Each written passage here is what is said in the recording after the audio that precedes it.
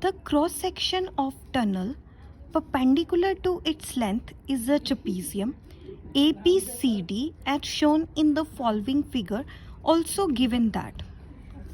Okay, this is a tunnel shaped trapezium or a tunnel which is shaped in the form of trapezium. Clearly this AM is equal to BN and AB which is 7 meter. CD is 5 meter. The height of the tunnel, this is the height of the tunnel, which is 2.4 meter. The tunnel is 40 meter long. If you go through this tunnel or drive a car, then it goes around 40 meter inside. Okay, so calculate the cost of painting the internal surface area of the tunnel if you have to paint the inner area, and the price for 1 meter square is rupees 5. Cost of paving the floor at the rate of rupees 18 per meter square. So here we have the question. This is our trapezium. So clearly the entire A to B length is 7 meter. Okay, and DC is equal to MN.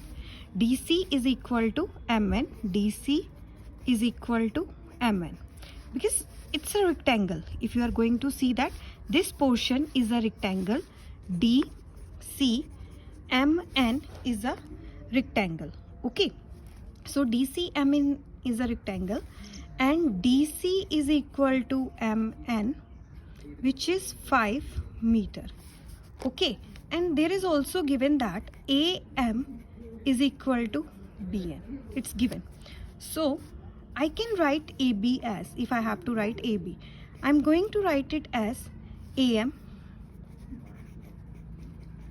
plus of MN plus of NB. Consider it's a big chocolate, so we can write AB as AM plus of MN plus of NB.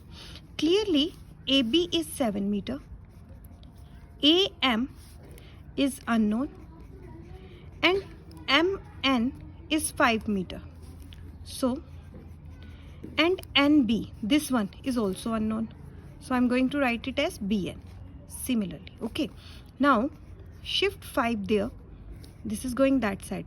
7 minus 5 is equal to AM plus of BN. 7 minus 5 is 2 and clearly AM is equal to BN. So I can write AM in place of BM. So clearly I have 2 is equal to 1 AM plus 1 AM is equal to 2 AM, and if I have to write 2 AM is equal to, I have to find AM. So I am going to shift that 2 on that side. 2 is going to that side, so 1. So again I'm going to explain that AM is equal to BN. This side is equal to this side, and the entire A to B is 7 meter, CD is 5 meter, and MN is 5 meter. Okay, so height of the tunnel which is given, we are going to write AB as AB. Here is AB, AM plus of MN plus NB. MN is 5, AM as it is, NB as it is, and 7, which I did earlier, and AM plus 5, here is AM and 7. 2 AM plus AM is 2 AM, and 5 is going to be shift there, 7 minus 5. So here I have 2 AM is equal to 2. AM, this 2 goes this side, and I have AM. So AM is equal to BN, that is 1. Okay, clearly this is 1 and this is 1. So clearly this is 1, this is 5, and this is 1. 5 plus 1 6 plus 1 7. So the entire length is 7. Let's move on to that triangle. In that triangle, okay, here we have this triangle, and in that triangle I am going to apply Pythagoras theorem. The base is 1. Okay, here is 90 degree because it's perpendicular. So this is my hypotenuse, and this is perpendicular, which is 2.4. So let's apply Pythagoras theorem in triangle AMD. So in triangle AMD or ADM, hypotenuse square is equal to perpendicular square plus base square. It is Pythagoras theorem.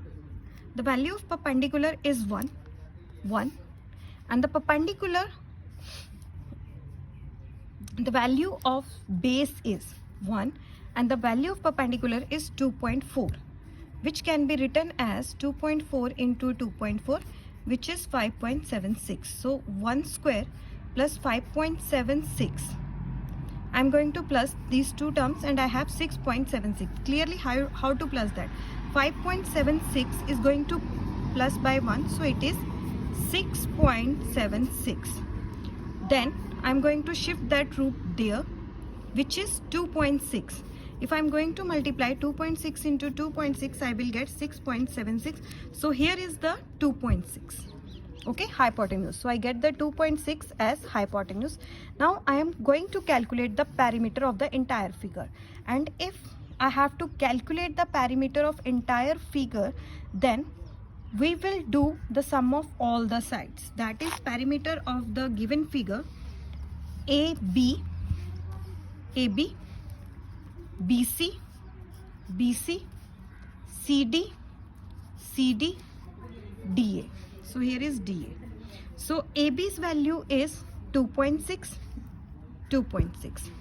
BC's value is 2.6. It is 2.6 and it is 2.6 because of Pythagoras theorem. We find out that. If that hypotenuse 2.6, this hypotenuse is also 2.6 because base is 1, height is same, so dimensions are same. So we are going to sum up these terms. 2.6 plus 2.6 plus 7 plus 5. Here is a trapezium which we have. So clearly this one is 5, this one is 7, this one is 2.6 and this one is 2.6. And after adding all this, I will get 17.2. Okay, let's move on to the next step. Here, the tunnel is 40 meter long. Consider this is a tunnel and it is 40 meter long. If you are going to drive a car or going inside that tunnel, then the length is 40 meter. So I have to calculate the internal surface area. Internal surface area means inside area. Inside, not outside, inside. So for the inside surface area of the tunnel except floor, because whenever we have to do whitewash on the tunnel, then we are not taking the floor. We are not going to do whitewash on the floor.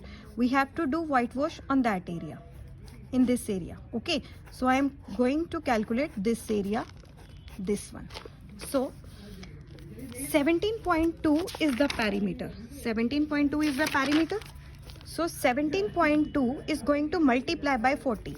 The perimeter of this area is 17.2 entire, and it is 40 meter long. So 17.2 is going to multiply by 40, and I am going to minus 40 minus 7 because the floor is also 40 meter long. So multiply by 7. यहाँ पे एक tunnel है, जब इसके अंदर जाओगे, मतलब ये अंदर से 40 मीटर है, तो फ्लोर तो कैलकुलेट नहीं होगा क्योंकि फ्लोर पे वाइट वॉश नहीं होगा. इसलिए जो फ्लोर है वो 40 मीटर है और लंबा कितना है, लेंथ 40 मीटर लंबा है और वैसे उसका क्या है 7 मीटर. सो इसको माइनस कर देंगे. We are going to do minus and that perimeter is going to continue. So 17.2 into 40, that is 688. 40 into 7 is 280. Then subtract, we have 408. And there is a painter who charges rupees 5 for 1 meter square. The painter is charging rupees 5 for 1 meter square. So total cost of painting is 408 multiplied by 5. He's charging that. Now we have to find the area of floor of the tunnel. So the floor is in that way 40 and 7, which is 40 meter in long, and that is length is 7. So area is length into breadth, 40 into 7, 280. And cost of paving, you have to pave something on this. So cost for 1 meter square is rupees 18, and cost for 280 meters square is 280 into 18, that is 5040. So this is the question number 18, which is quite important and a little bit difficult because you have to find this term. You have to remember that you have to subtract the area of flow from that, and to calculate the perimeter we have to apply the Pythagoras theorem.